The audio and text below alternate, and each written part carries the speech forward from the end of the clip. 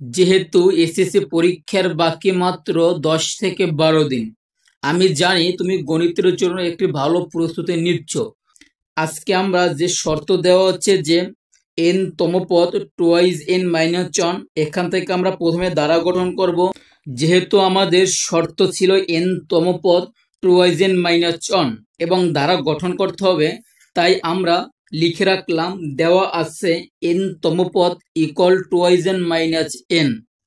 যেহেতু একটা দ্বারক গঠন করতে 3টি পদের প্রয়োজন হয়, তাই আমরা 3টি পদ নির্ণয় করব। প্রথম পদ equal twice N minus one, এই 2 এর পরিবর্তে আমরা 2 বসালাম এবং এন এর পরিবর্তে আমরা 1 বসালাম। যেহেতু এন দ্বারা বোঝায় পদ সংখ্যা আর এখানে আমরা প্রথম পদ নির্ণয় করছি, তাই আমরা এন এর মান 1 বসালাম। এই মাইনাসের মাইনাস 1 এর 1 বসালাম। 1 দ্বারা যদি কোনো সংখ্যাকে গুণ অথবা ভাগ করে তাহলে ওই সংখ্যাই হয়। তাহলে 1 দ্বারা 2 কে গুণ করলে হয় 2 মাইনাস 1। 2 থেকে যদি আমরা 1 মাইনাস করি হয় 1, মানে আমাদের প্রথম পদ 1। এভাবে আমরা 3টি পদ নির্ণয় করব, কারণ 3টি পদের বিনিময়ে একটি ধারা গঠন করা যায়। তারপর আমরা লিখে রাখলাম দ্বিতীয় পদ ইকুয়াল, যে শর্ত ছিল টুয়াইজ এন মাইনাস ওয়ান, এখানে আমরা 2 এর 2 বসালাম। এন এর মান এবার 2, কারণ এখানে দ্বিতীয় পদ বের করছি। যেহেতু এন দ্বারা পদ সংখ্যা বোঝায়, তাই এন এর মান 2 বসালাম। তারপর এই মাইনাস 1, 2 দ্বারা 2 কে গুণ করলে হয় 4।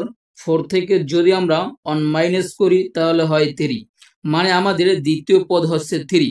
এখন আমরা আরেকটি পদ বের করব, কারণ আমাদের 2টি পদ বের করা শেষ এবং তাই আমাদের 3টি পদ বের করা উচিত।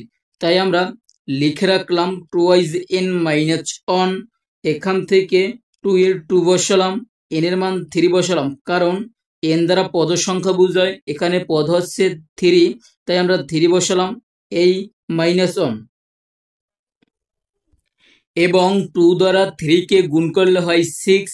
এই 6 থেকে যদি আমরা 1 মাইনাস করি হয় 5, মানে আমাদের 3টি পদ বের করা শেষ। তার মানে আমাদের ধারাও বের করা শেষ এবং 1 plus 3 plus 5 plus dot dot, মানে আমাদের ধারাটি নির্ণয় করা শেষ।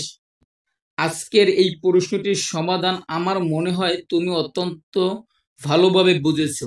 যদি বুঝে থাকো এবং তুমি এসএসসি পরীক্ষিত হয়ে থাকো, তাহলে তুমি তো আমার ভিডিওটা দেখবাই সম্পূর্ণ এবং সাবস্ক্রাইব করতে যেন তোমার ভুল না হয়। এবং ভিডিওটি তুমি ফেসবুকে দেখে থাকলে অবশ্যই একটা ফলো করে দিবা, একটা লাইক করে দিবা। Thank you so much.